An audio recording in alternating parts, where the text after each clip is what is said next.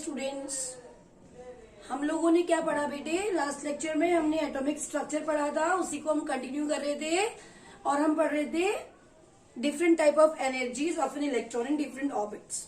ठीक है, वहीं पे हमने उसको खत्म किया था, तो वहीं से हम आज प्रोसीड करते हैं। आपको मालूम है मैं डॉक्टर रंजना भट्ट आज आपको हाइड्रोजन के स्पेक्ट्रा और किसके बारे में बताने जा रही हूँ, लिमिटेशंस ऑफ बोर्स मॉडल के बारे में। ठीक है बेटा, तो नील्स बोर ने क्या स्टडी किया था, जस्ट एक बार जस्ट रिवाइज कर लीजिए। क्या नील्स बोर ने कुछ पोस्टुलेट्स दिए थे और 2D मॉडल दिया था। 2D मॉडल मतलब सर्कल है ना। नील्स बोर ने क्या बोला, जैसे ये न्यूक्लियस है और इसके चारों तरफ इलेक्ट्रॉन ऐसे घूम रहा है सर्कुलर पाथ में। 2D model of an atom दिया था।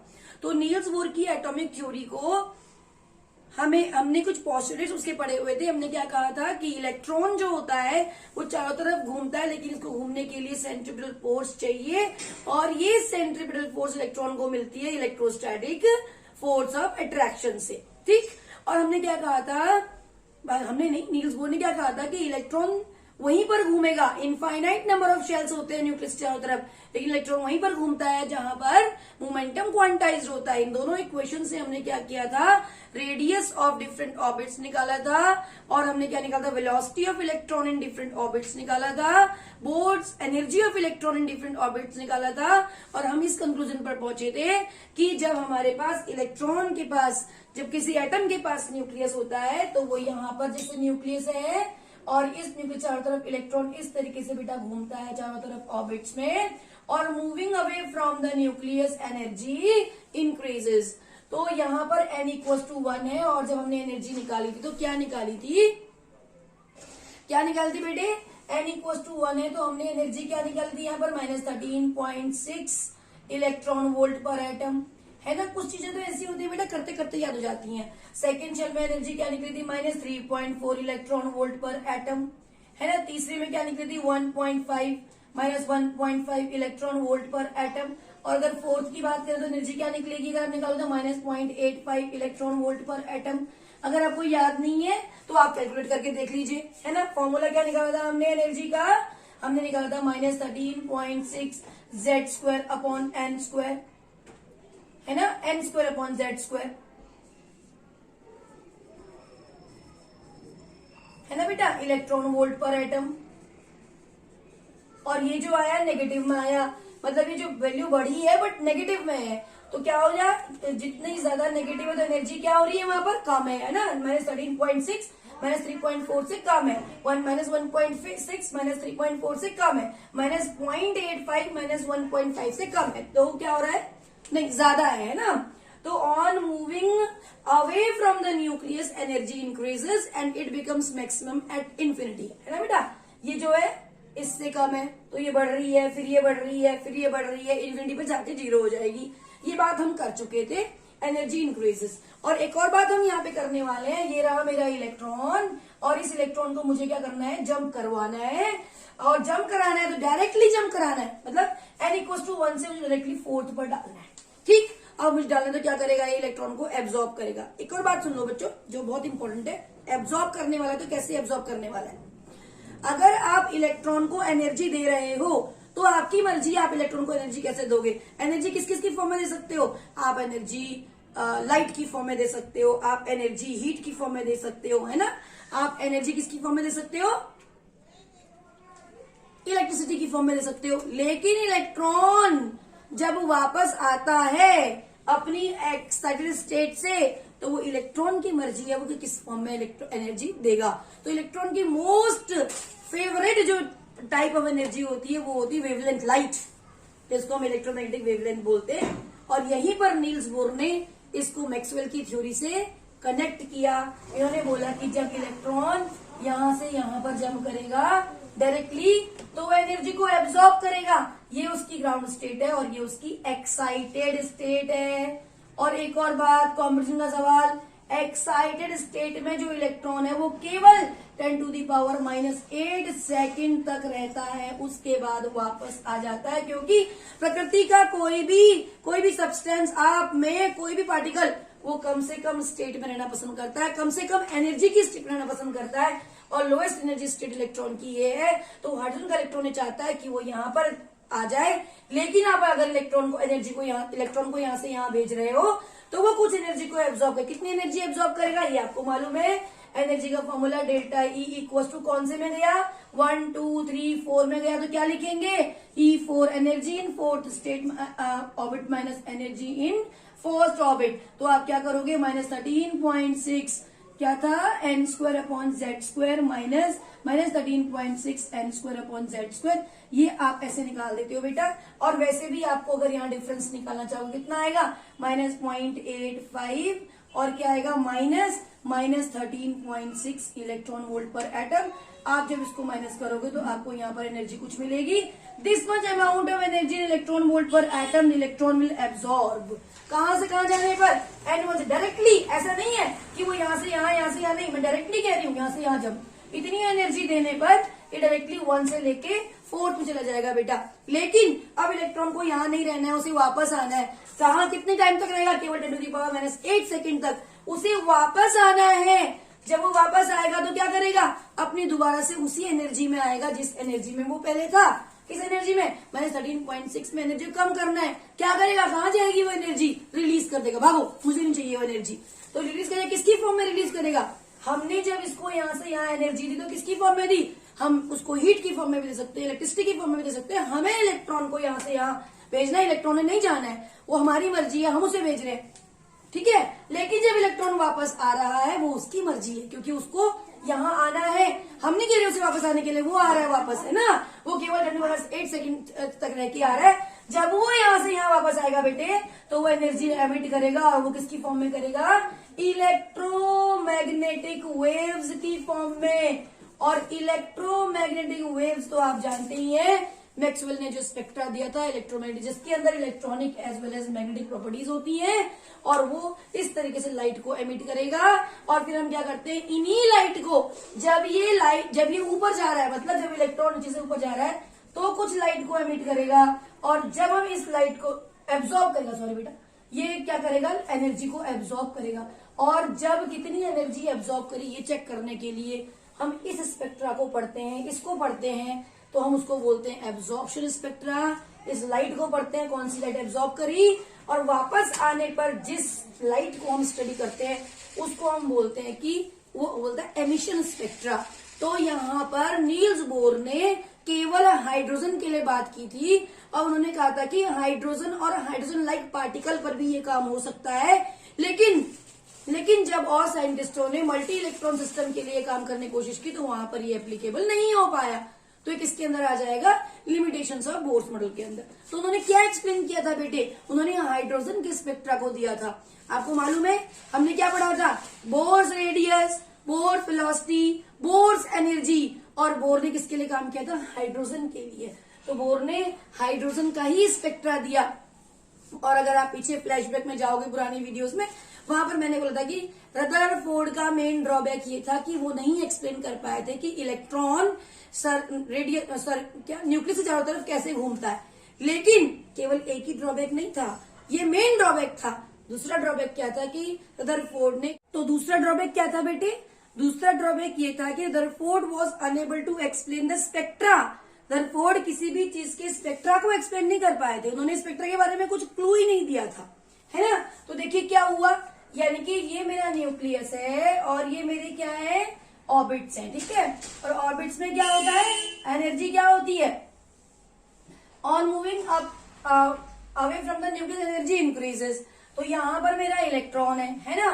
तो जब इलेक्ट्रॉन को यहाँ से n=1 से मैं n=4 या n=5 में कहीं भी डायरेक्टली मुझे जंप कराना है, जब मैं यहाँ पे इसको डायरेक्टली यहाँ से यहाँ जंप कराऊंगी तो क्या होगा बेटे, ये इतनी अमाउंट की है जितनी इन दोनों के बीच का डिफरेंस है, मतलब कितना, डेल्टा ई इक्वल टू क्या निकाला फॉर्मूला हमने, E5 - E1, है ना। यहाँ पर एनर्जी कितनी थी वो देखिए, यहाँ पर कितनी थी, दूर जा रही तो एनर्जी कम होती चली जा रही थी। तो जो यहाँ पर जो एनर्जी आई वो और इसकी एनर्जी को अगर हम माइनस करेंगे तो इतनी अमाउंट ऑफ एनर्जी क्या करेगा, ये एब्सॉर्ब करेगा, है ना। और फिर उसके बाद क्या करेगा, यहाँ पर इलेक्ट्रॉन केवल 10⁻⁻8 सेकेंड तक रहेगा, और जब वापस आएगा तो तब ये एनर्जी को एमिट करेगा बेटे। और इसी एमिटेड एनर्जी को और इसी एब्जॉर्ब्ड एनर्जी को जब हम पढ़ेंगे तो हमें कुछ स्पेक्ट्रा दिखाई देगा, उसको हम बोलेंगे एब्जॉर्प्शन एंड एमिशन स्पेक्ट्रा। तो कैसे होता है, देखिए इसके ऊपर क्या था बच्चों, ये जो नील्स बोर थे, नील्स बोर ने हाइड्रोजन के लिए ही काम किया और उन्होंने क्या कहा था, ये भी आपको मालूम है कि hydrogen and hydrogen like particles है ना, जिसमें एक इलेक्ट्रॉन सिस्टम होता है। तो यहाँ पर क्या हुआ, जैसे मैंने क्या किया, अगर मैं स्पेक्ट्रम की बात करूं, जो बचपन से आप स्पेक्ट्रम पढ़ते आए हो, क्या स्पेक्ट्रम होता है, हम कहते हैं कि अगर हम व्हाइट बीम ऑफ लाइट को किससे, ये स्लिट है, स्लिट छोटा सा छेद हमने होता है स्लिट, इसके अंदर से पास करके अगर हमने यहाँ पर कहाँ डाल दिया, किसी प्रिज्म के अंदर। प्रिज्म क्या होता है, सिंपलेस्ट स्पेक्ट्रोस्कोप होता है बेटा। स्पेक्ट्रोस्कोप क्या है, वो इंस्ट्रूमेंट जिस इंस्ट्रूमेंट से हम क्या करते हैं, किसी भी एटम के स्ट्रक्चर का पता करते हैं। जैसे हमारी फोटो लेने के लिए कैमरा होता है, ऐसे इनके लिए स्पेक्ट्रोस्कोप होता है। तो मान के चलो मैंने यहाँ पर क्या किया, कोई एक व्हाइट बीम ऑफ लाइट ले ली है ना। व्हाइट बीम ऑफ लाइट का जो होता है डायरेक्शन चारों तरफ होती है, तो आपको मालूम ही है, कोई पर्टिकुलर डायरेक्शन नहीं होती है। और अगर मैंने यहाँ से इसे अंदर पास किया तो आपको मालूम है कि ये सेवन कलर्स में टूट जाएगा और हम इसको लिखते हैं विबग्योर। सब बच्चों को मालूम है विबग्योर का मतलब क्या होता है, violet, indigo, blue, green, yellow, orange and red. यहाँ पर रेड होता है, और रेड क्यों, अब आपको मालूम ही है, रेड की जो वेवलेंथ होती है वो सबसे ज्यादा होती है और इसकी वेवलेंथ सबसे कम होती है। ऐसा क्यों होता है, ऐसे याद रखेंगे, कभी कभी हम कंफ्यूज हो जाते हैं, इसकी ज्यादा थी या इसकी कम थी। तो आप ध्यान रखो कि जो रेड होता है वो डेंजर के लिए यूज होता है। रेड लाइट सबको मालूम है क्या कहती है, रेड लाइट से स्टॉप स्टॉप स्टॉप है ना, येलो लाइट से wait wait wait and green light से गो। तो क्या होता है, येलो लाइट, रेड लाइट क्या कहती है कि रुक जाओ, और रुकना मतलब डेंजर, डेंजर मतलब खतरा, और खतरा जितने दूर से भांप लिया जाए उतना अच्छा होता है। यानी कि अगर दूर से आपको कोई रेड लाइट दिखाता है तो उसका मतलब क्या है बेटा, इसका मतलब ये है कि खतरा है, रुक जाओ। और अगर आगे खतरा आने वाला है और उससे पहले ही अगर आप रुक जाते हो तो उसका मतलब आप एक्सीडेंट से बच जाते हो। तो इसलिए इसका मतलब क्या, यही कंसेप्ट लगाया गया कि ऐसी कोई लाइट लो जिसकी वेवलेंथ बहुत ज्यादा हो, जिसको आदमी बहुत दूर से देख ले, आइडेंटिफाई कर ले कि हाँ भाई खतरा है, रुक जाओ। इसलिए रेड लाइट को लगाया जाता है डेंजर के लिए, रुकने के लिए, क्योंकि उसकी वेवलेंथ बहुत ज्यादा होती है, जिससे कि आदमी दूर से ही देख ले। मालूम है, ये कंसेप्ट लगाया जाता है। अब सुनो, ये आ गया हमारा स्पेक्ट्रोस्कोप, ये हो गया हमारा विबग्योर, इसको हम बोलते हैं स्पेक्ट्रम, ये आपको सबको मालूम है, ठीक। अब क्या होता है स्पेक्ट्रम में, क्या होता है स्पेक्ट्रम में, एक पर्टिकुलर लाइन की, पर्टिकुलर एनर्जी की, डिस्क्रीट एनर्जी की वेवलेंथ को क्या किया जाता है, एमिट किया जाता है। मतलब कहने का मतलब यह कि ऐसा नहीं है कि इलेक्ट्रॉन के यहाँ पर शेल नहीं है, यहाँ भी शेल्स हैं, यहाँ भी एनर्जी लेवल्स हैं। ऐसा नहीं है कि यहाँ एनर्जी नहीं है, इनमें एनर्जी नहीं है, एनर्जी इसमें भी है, लेकिन इलेक्ट्रॉन वहीं जाता है जहां डिस्क्रीट अमाउंट ऑफ एनर्जी होती है। डिस्क्रीट मतलब एक फिक्स्ड अमाउंट ऑफ एनर्जी होती है ना। तो यहाँ इलेक्ट्रॉन इसी शेल में क्यों पाया गया, क्योंकि वहां पर मोमेंटम क्वांटाइज्ड है और इलेक्ट्रॉन की एनर्जी फिक्स्ड है। अगर एनर्जी आपकी वेरिएबल है, चेंज हो रही है, तो इलेक्ट्रॉन वहां पर नहीं मिलेगा, ठीक। अब सुनो, अब हमें हाइड्रोजन का कैसे पढ़ा होगा, नील्स बोर ने क्या किया होगा, नील्स बोर ने यहाँ पर हाइड्रोजन रखा होगा। अब कैसे रखा होगा हाइड्रोजन, सोचो, हाइड्रोजन तो गैस है भैया, आवारा है, किसी भी गैस को आप इतना थोड़ा ना कंट्रोल कर सकते हो। रेंडमनेस सबसे ज्यादा किस स्टेट में होती है, गैसेस, किस स्टेट में, गैसेस स्पेस में होती है। हाइड्रोजन तो आपको पता है लाइटेस्ट गैस है। तो क्या करते हैं, क्या किया होगा, उन्होंने एक डिस्चार्ज ट्यूब ली होगी, जो हमने बिल्कुल शुरू वाले लेक्चर में स्टडी किया था। डिस्चार्ज ट्यूब ली है ना, जो 60 सेंटीमीटर लंबी होती है। इसके अंदर एक कैथोड होगा और एक एनोड होगा, अगर आपको याद हो। इसके अंदर हाइड्रोजन गैस भर दी, इसके अंदर 10,000 वोल्ट का जो हम करंट लगाते थे वो बिल्कुल सेटअप किया है ना। और उसके बाद क्या कर दिया, यहाँ से हाइड्रोजन गैस क्या करेगी, यहाँ पर कुछ न कुछ जो लाइट आई है उसको एब्जॉर्ब करेगी, और जब वो जिस लाइट को एब्जॉर्ब करेगी वेवलेंथ की बेटा, वहां पर एक ब्लैक ब्लैक कलर के इस तरीके से लाइन आ जाएगी। उससे मालूम चल जाएगा कि एक स्पेक्ट्रोग्राफ लगा होता है बेटा इसके आगे। स्पेक्ट्रोग्राफ मतलब एक ग्राफ बनाते हैं हम, कंप्यूटर से सारा निकलता है ये तो खैर प्रिज्म है, तो स्पेक्ट्रोस्कोप बहुत हाई लेवल के भी होते हैं, तो आपको उसके ऊपर ज्यादा जाना नहीं है। तो यहाँ ब्लैक ब्लैक कर लेके ग्राफ में हमारे पास डार्क लाइंस आ जाती हैं। इसका मतलब ये कि वो लाइट को एब्जॉर्ब करके जाते हैं। लेकिन नील्स बोर ने एब्जॉर्प्शन के बारे में कुछ नहीं कहा। नील्स बोर ने कहा कि मैं एमिशन के बारे में बात करूंगा, जो लाइट निकलती है। उन्होंने क्या दिया, एमिशन स्पेक्ट्रा दिया। ठीक है, उन्होंने क्या बोला कि एनर्जी जो है वो अलग अलग है, और एमिशन, हाइड्रोजन के एमिशन स्पेक्ट्रा के बारे में बात करी। मतलब हाइड्रोजन ने इलेक्ट्रॉन को, हाइड्रोजन में जब आपने इसको एनर्जी दी, आपने आप इसको हीट की फॉर्म में भी एनर्जी दे सकते हो, आपकी मर्जी, आप इसको इलेक्ट्रिसिटी की फॉर्म में भी एनर्जी दे सकते हो। इलेक्ट्रिसिटी क्या होता है बेटा, हीट क्या होता है, H न्यू है ना, और इलेक्ट्रिसिटी क्या होता है, हम वही करंट जो है वो कर सकते हैं, है ना। तो हम किसी भी फॉर्म में इसको एनर्जी दे सकते हैं, लेकिन जब वापस आएगा तो वो किसकी फॉर्म में आएगा, इन्होंने बोला जब इलेक्ट्रॉन वापस आता है ना तो वो लाइट की फॉर्म में आता है, जिसको हम बोलते हैं इलेक्ट्रोमैग्नेटिक स्पेक्ट्रम। यानी कि नील्स बोर ने इसी इलेक्ट्रोमैग्नेटिक स्पेक्ट्रम के बारे में तो बताया, जो मैक्सवेल इलेक्ट्रोमैग्नेटिक स्पेक्ट्रम के बारे में फिजिक्स में बात कर चुके थे, नील्स बोर ने उसके बारे में यहाँ पर बताया कि एटम में कैसे, जो एटम, छोटा एटम होता है वो कैसे इलेक्ट्रोमैग्नेटिक स्पेक्ट्रम रिलीज करता है, वो ऐसे करता है जब इलेक्ट्रॉन वापस आता है ना। तो उन्होंने बोला ये सब चीजें, कंसेप्ट क्या है, सारा spectrum concept one electron system के लिए अप्लाई हो सकता है, जब इलेक्ट्रॉन क्या कर रहा है, अपने एक्सिट सेट में जाने के बाद वापस आ रहा है। अब देखो उन्होंने क्या दिया, इलेक्ट्रोस्टैटिक स्पेक्ट्रम होता क्या है बेटा। स्पेक्ट्रम में क्या होता है, बड़ी बड़ी लाइन की वेवलेंथ होती है। जो विजिबल स्पेक्ट्रम होता है ना, जिसमें विबग्योर होता है, वो बहुत छोटा स्पेक्ट्रम होता क्या है, स्पेक्ट्रम क्या होता है, एक हमने ब्रॉड इस तरीके से स्पेक्ट्रम बनाया, देखिए यहाँ पर एक ब्रॉड लाइन बना दी, है ना, और यहाँ पर छोटा सा होता है, उसको बोलते हैं विबग्योर, छोटी सी जगह जिसको बोलते हैं विबग्योर। और विबग्योर ये बहुत छोटा सा, और भी पतला बना सकते हो आप, उसमें भी दिखेंगे, और बहुत कम बना होगा, ये बहुत छोटा सा रीजन होता है, इसको हम बोलते हैं विबग्योर, विजिबल रीजन। ठीक, अब ये विजिबल रीजन की जो वेवलेंथ होती है वो 4000 नैनोमीटर एमस्ट्रॉन्ग से 7000 एमस्ट्रॉन्ग तक होती है, और आप अगर देखेंगे तो 380 नैनोमीटर से अराउंड 780 नैनोमीटर तक, या कुछ 800 नैनोमीटर तक होती है। तो इसको किसी बुक्स में 780 भी लिखा हुआ, 800 भी लिखा होगा, तो यहाँ तक होती है इसकी रीजन। उसके बाद यहाँ पर होता है यूवी लाइट, और इस तक यहाँ होता है एक्स रेज, और यहाँ होता है गामा रेज। ठीक, इधर होता है IR रीजन, इधर होता है रेडियो वेव्स, और इधर होते हैं माइक्रोवेव्स, है ना, कुछ इस तरीके का रीजन होता है।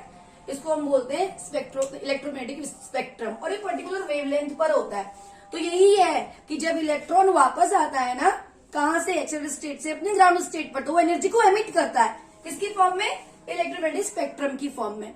ठीक है बेटा, तो इलेक्ट्रोमैग्नेटिक स्पेक्ट्रम की फॉर्म में करता है, तो इसकी एनर्जी क्या होगी, कितनी लाइंस बनेंगी, कैसी लाइंस बनेंगी, उन लाइंस में वेवलेंथ कितनी होगी, ये सब निकालने के लिए हम हाइड्रोजन के स्पेक्ट्रा का पता करते हैं। तो उसी के हाइड्रोजन के ऊपर किसने बात की थी, नील्स बोर ने। उन्होंने क्या बोला कि जो एनर्जी होती है, भी आप पहले ही पढ़ चुके हो, Planck's H = E = H2। Niels Bohr ने सबसे पहले इस कंसेप्ट को अपने, सबसे पहले अगर आप देखेंगे बुक्स में क्वेश्चन भी बना हुआ है कि सबसे पहले प्लैंक कांस्टेंट किसने अपनी थ्योरी में यूज किया, नील्स बोर ने किया था। प्लैंक कांस्टेंट है, इसकी वैल्यू 6.6 10⁻⁻34 जूल सेकेंड होती है ना, और न्यू फ्रीक्वेंसी है। तो इन्होंने बोला अलग अलग फ्रीक्वेंसी की वेवलेंथ, और न्यू = C/λ होता है, और C जहां पर है स्पीड ऑफ लाइट है, तो हम यहाँ से लैम्डा फाइंड आउट कर सकते हैं। ये आपने पिछली उसमें भी देखा था वीडियो में। और जो एनर्जी एमिट करता है इलेक्ट्रॉन, डेल्टा E जो होता है वो किसके बराबर, hν/λ के बराबर होता है, hc/λ के बराबर होता है ना, इक्विवेलेंट टू दिस होता है, जिसको हम delta E E final minus E initial रखते हैं, तो ये डेल्टा hc/λ के बराबर भी हो सकता है। तो वहां से हम 1/λ या फिर वेवलेंथ निकालते हैं। तो ये ऐसे क्वेश्चन यहाँ पर बनते हैं कि अगर कोई इलेक्ट्रॉन 7th लेवल से 1st पर जंप करा तो उसकी एनर्जी क्या होगी, उसकी वेवलेंथ क्या होगी, है ना। तो उससे पहले पढ़ने के लिए हमें हाइड्रोजन के स्पेक्ट्रा के जाना होगा।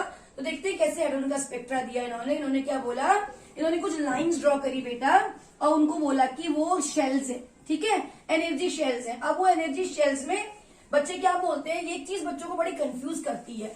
क्या बोलती है, क्या कहती है कि मैडम आप ही ने तो कहा था, बच्चों का एक डायलॉग बड़ा होता है क्लास में, बच्चे कहते हैं कि मैडम आप ही ने तो कहा था कि इस शेल के बीच में जो है डिस्टेंस बढ़ता रहता है, सक्सेसिव शेल्स के बीच में डिस्टेंस है वो बढ़ता रहता है। मैं अभी भी कह रही हूँ कि बढ़ता है, अगर आपको ये डिस्टेंस कम है तो ये थोड़ा ज्यादा दिखाई देगा, ये थोड़ा और ज्यादा दिखाई देगा, और ये और ज्यादा दिखाई देगा, ऐसा होता है। मैं डिस्टेंस की बात कर रही हूँ। लेकिन अगर मैं यहाँ पर अगर कोई ग्राफ ड्रॉ करती हूँ, किसके लिए, स्पेक्ट्रा के लिए, तो मैं वहां पर एनर्जी की बात कर रही हूँ बेटा। यानी कि मैंने अगर यहाँ पर y एक्सिस पर एनर्जी ली है और यहाँ पर मैं कोई इस पे वो ड्रॉ कर रही हूँ क्या, n equal to 1 energy level, ठीक है।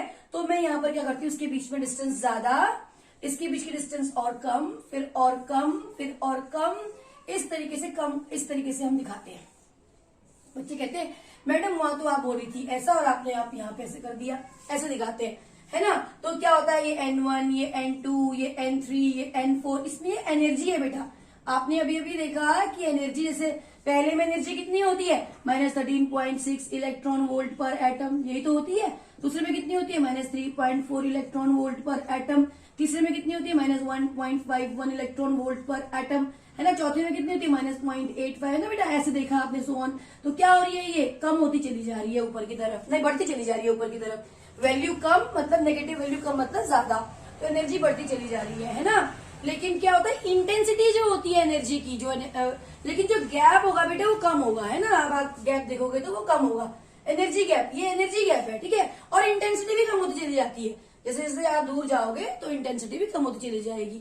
तो ये साइंटिस्टों ने, तो उन्होंने बोला, नील्स बोर ने ये बोला कि इसके अंदर क्या होगा, कुछ लाइंस दिखाई देंगी, ठीक है। फिर क्या हुआ, सिर्फ इतनी बात की गई कि कुछ लाइंस की फॉर्म में एनर्जी रिलीज होगी, उसको बोलेंगे इलेक्ट्रोमैग्नेटिक स्पेक्ट्रम, उसको मैक्सवेल की थ्योरी से जोड़ दिया। बाद में क्या हुआ कि लाइमन साइंटिस्ट है लाइमन ने बोला ये चीज जो है ना बेटा, ये वही है, मतलब ये न्यूक्लियस है, ठीक है। और ये न्यूक्लियस है, पहला शेल, दूसरा शेल, तीसरा शेल, N1, ठीक है, जो मैंने बस एनर्जी की फॉर्म में दिखा रखा है। चलो मैं इसको यहां से मिटाती हूँ, अलग से यहाँ पे ड्रॉ कर देती हूँ तो आपको अच्छे से समझ में आएगा। देखो यहाँ पर मैं ये कर देती हूँ, ठीक है। तो आप ऐसे भी कर सकते हो, ये ठीक है, ऐसे। तो एनर्जी के लेवल पर आप ऐसे करेंगे। अब देखें, अब इन्होंने क्या बोला, जब n इक्वल टू 1 पर जब कोई इलेक्ट्रॉन, जैसे आपने इलेक्ट्रॉन क्या किया, ग्राउंड स्टेट 1 में था, आपने इलेक्ट्रॉन, हाइड्रोजन के इलेक्ट्रॉन की बात कर रही हूँ, वो डायरेक्टली 7th पर गया, ठीक, 7th है क्या, हाँ 7 है, 7 और फिर ऊपर इन्फिनिटी, ठीक है बेटा, 7 पर गया। चलो अब 7 से इलेक्ट्रॉन ने अब क्या किया था, इन्होंने एमिशन स्पेक्ट्रा के बारे में बात की थी, यानी कि कब, जब इलेक्ट्रॉन वापस आता है अपने एक्सियल स्टेट से ग्राउंड स्टेट पर, 7 से डायरेक्टली फर्स्ट पर भी आ सकता है, ठीक है। 7 से पहले 6 पर आया, उसके बाद डायरेक्टली 1 पर आ सकता है, डायरेक्टली बात कर रही हूँ। फिर 7 से 6 पर आया, 6 से 5 पर आया, या फिर पहले 7 से 5 पर आया फिर डायरेक्टली यहाँ पे आ गया, या फिर 7 से पहले 6 पर, फिर 5 पर, फिर 4 पर आया, फिर 4 से डायरेक्टली यहाँ पर आ गया। डायरेक्टली की बात कर रही हूँ, जो डायरेक्टली आएगा, है ना। ऐसा हो सकता है कि पहले यहाँ से 5th पर आया, फिर यहाँ से डायरेक्टली यहाँ पे आ गया, फिर यहाँ से डायरेक्टली यहाँ पे आ गया, है ना। तो इन लाइनों को इन्होंने बोला कि जब इलेक्ट्रॉन इस तरीके से पहले लेवल पर गिरता है, पहले लेवल पर n इक्वल टू 1 पर, n इक्वल टू 2 से, 3 से, 4 से, 5 से, कहीं से भी, तो उसको बोलते हैं, साइंटिस्ट लाइमन ने स्टडी किया था, इसको लाइमन सीरीज बोलते हैं बेटा। और ये लिखता है यूवी रीजन में, हल्के से यूवी रीजन में। बार्मर साइंटिस्ट है, उन्होंने भी स्टडी किया था। बार्मर ने कहा कि अगर यही इलेक्ट्रॉन जो 7th पे या इन्फिनिटी पे गया है, अगर ये 2nd पर आकर डायरेक्टली गिरे, या 7 से 6 पर, फिर डायरेक्टली फिर इस पर, मतलब ये 7 से 5 पर, फिर डायरेक्टली, फिर 7 से 5, फिर 4, फिर 4 से डायरेक्टली, है ना। 7 से मान के चलो 4 पे आया, 4 से फिर 2nd 3rd पे आया, फिर डायरेक्टली यहाँ पे आया। तो ये बार्मर साइंटिस्ट थे, बार्मर ने इसको स्टडी किया था, उन्होंने कहा था कि ये आपको विजिबल रीजन में दिखाई देगा। हल्का सा यूवी रीजन भी किया था इन्होंने, ठीक है, लेकिन ज्यादा यूवी रीजन इन्होंने, लाइमन ने इसको स्टडी किया था। उसके बाद एक और साइंटिस्ट है, लाइमन, बार्मर, पाशन, उन्होंने क्या किया, अगर इलेक्ट्रॉन इस तरीके से, चाहे इन्फिनिटी से, चाहे किसी से भी, अगर इलेक्ट्रॉन 3rd लेवल पर आके ड्रॉप होता है तो उसको हम पाशन सीरीज बोलते हैं, और ये मिलती है आपको IR रीजन में। और ऐसे ही अगर आप 4th लेवल पर इसको ड्रॉप करते हो, यहां से इलेक्ट्रॉन यहां से डायरेक्टली ड्रॉप करना चाहिए, अगर आता है लाइमन, बार्मर, पाशन, ब्रैकेट, ठीक है बेटा, ये भी IR रीजन में मिलेगा। और अगला वहां पर क्या मिलेगा, अगला रीजन अगर आप देखोगे तो आपको यहाँ मिलेगा फंड, P साइलेंट होता है, P फंड, P साइलेंट होता है इस नाम पे। तो ये तीनों जो रीजन है, ये तीनों जो है लाइंस है, ये आपको IR में दिखाई देंगे। ऊपर जितनी भी लाइंस आपको दिखाई दे रही है, इनको हम हम्फ्री सीरीज बोलते हैं, ठीक है। ये हो गया, तो इस तरीके से इन्होंने बोला। और IR विजिबल और लाइमन में इस तरीके से स्पेक्ट्रा दिखा दिया, लाइमन, बार्मर, पास्कल, ब्रैकेट, प्रीफंड, ठीक है बेटा। लाइमन के लिए N1 कितना हो गया 1, और N2 कितना हो गया 2, 3, 4, 5, 6, कुछ भी हो सकता है, कहीं से भी आ सकता है ना। तो तो कुछ इस लाइन की इस तरीके का आपको स्पेक्ट्रम दिखाई दिया और एनर्जी गैप आपको इस तरीके से मिला जब हमने क्या किया, लाइट ट्यूब डिस्चार्ज ट्यूब के अंदर हाइड्रोजन गैस को रखकर उसमें white beam of light pass करी तो उसने कुछ लाइट एमिट करी, जिस एमिटेड लाइट को हमने स्पेक्ट्रोस्कोप से देखा और स्पेक्ट्रोस्कोप से देखने के बाद हमें कुछ इस तरीके की फाइन लाइंस मिली जिनको अलग अलग साइंटिस्टों ने स्टडी किया और उनके नाम पर उनका नाम रख दिया गया। ठीक, अब हमें क्या पूछते हैं एग्जाम में हमें पूछते हैं कि बताओ number of lines obtained when electron drop from 7th to 5th level. जब 7 से 5th लेवल पर जाएगा तब इलेक्ट्रॉन क्या होगा, कुछ नहीं करना, सिंपल सी एक ट्रिक लगानी है, समेशन ऑफ 7 माइनस क्या कर देना है 1। जब आप करोगे तो आपको मिलेगा 6 + 5 + 4 + 3 + 2 + 1। गिनो कितना मिलेगा, 6, 11, 15, 16, 17, 18, 19, 20, 21 यही मिल रहा है ना बेटा।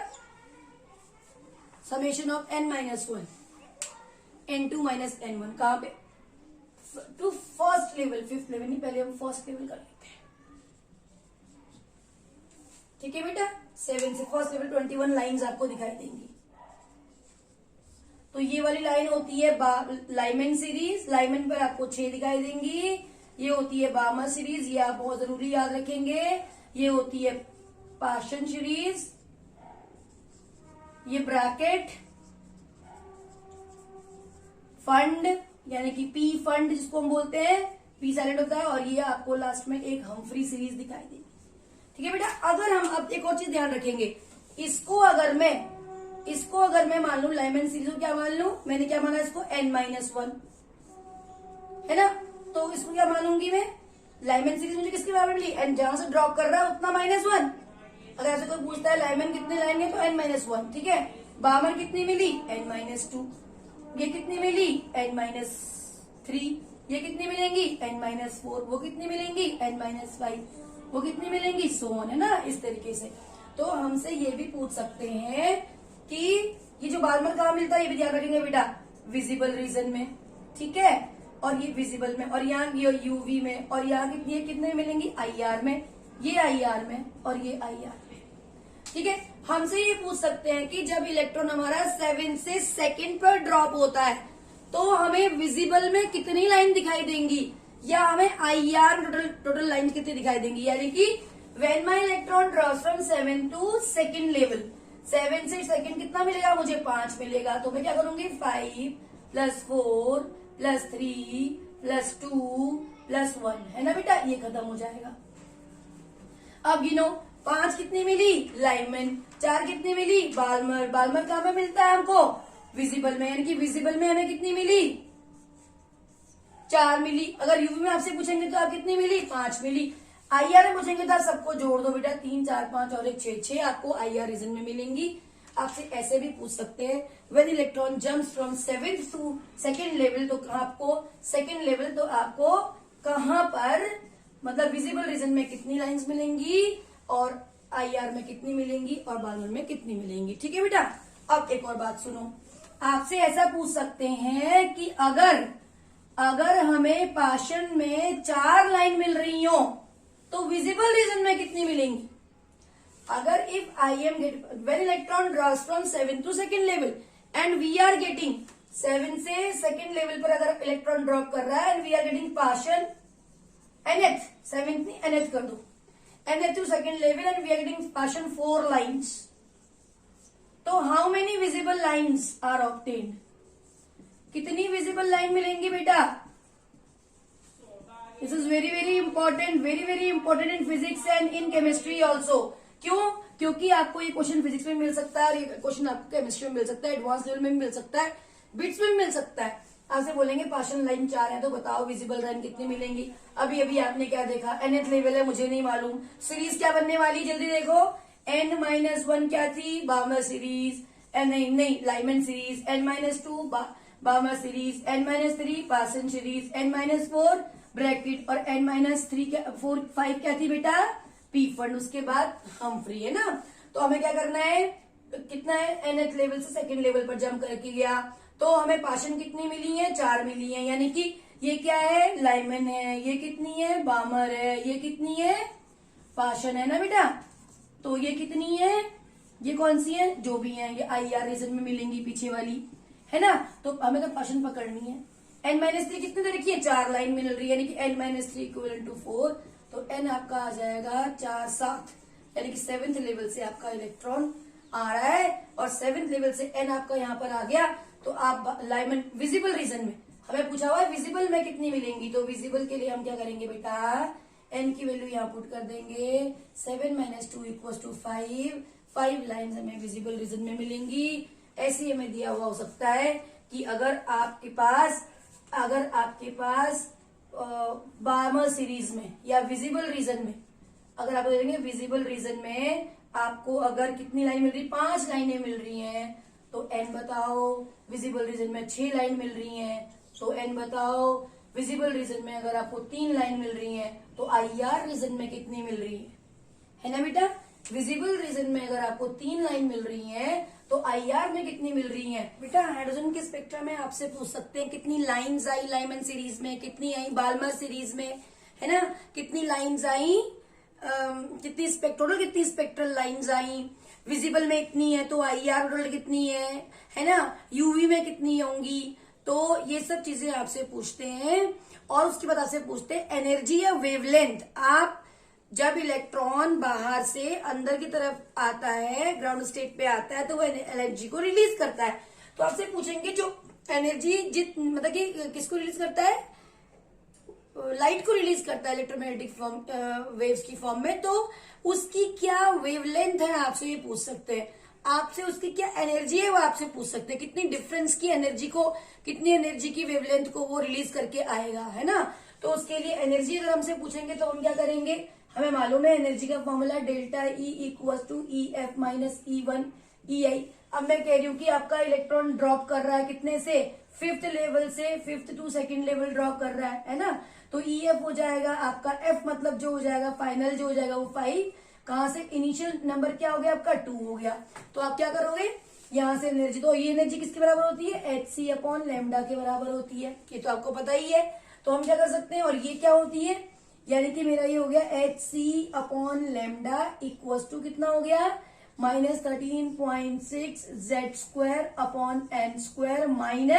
-13.6 Z² ठीक है बेटा। जब हम इसे करेंगे तो क्या करेंगे, तो हम यहाँ पर वैल्यू पुट करेंगे और आराम से अपनी एनर्जी फाइंड आउट कर सकते हैं। जितना इलेक्ट्रॉन हमारा कहां से कहां पर यहाँ पर रख देंगे, N2 हो गया, ये मतलब NF हो गया फाइनल, और ये हो गया इनिशियल, है ना। फाइनल और इनिशियल की वैल्यूज को पुट अप करके हम आराम से आंसर निकाल सकते हैं। फाइनल यानी कि यहाँ पर 5 है और इनिशियल यहाँ पर 2 है ना। ऐसे पुट कर देंगे। लेकिन अगर हम ऐसा भी कर सकते हैं, hc/λ अपने क्वेश्चन को आसान करने के लिए मैं यहाँ पर क्या कर लेती हूँ, -13.6 Z² को तो मैं कॉमन ले लेती हूँ, ये बन जाएगा मेरा NF - NI, है ना। ये हो जाएगा upon square square square square, ये आ गया। अब क्या करूं बेटे, अगर मैं यहाँ पर HC से डिवाइड भी कर दूं, HC से मल्टीप्लाई भी कर दूं, तो क्या हो जाएगा, इससे तो ये भाग जाएगा, क्या बचेगा, 1/λ = 13.6 Z² HC और 1/NF² - 1/NI²। कुछ नहीं करना है मुझे, इस सब की वैल्यू अगर मैं रखूंगी तो ये मुझे RH के बराबर दिखाई देगा बेटे, माइनस को हटाकर RH के बराबर। और RH बराबर आपको मालूम ही है क्या होता है, रिडबर्ग कांस्टेंट, R मतलब, ठीक है। तो रिडबर्ग कांस्टेंट होता है, तो ये पूरा मेरा फॉर्मूला क्या बन जाएगा, ये फॉर्मूला बन जाएगा मेरा 1/λ = -R। क्या बनेगा बेटे, 1/λ = -R 1/NF² - 1/NI², ये आ गया। और मैं 1/R = क्या होता है, लैम्डा, ये बन जाएगा 1/NF² - 1/NI²। और आपसे पहले बात कर चुकी हूँ, 1/R की जो वैल्यू होती है 192 एंगस्ट्रॉम होती है।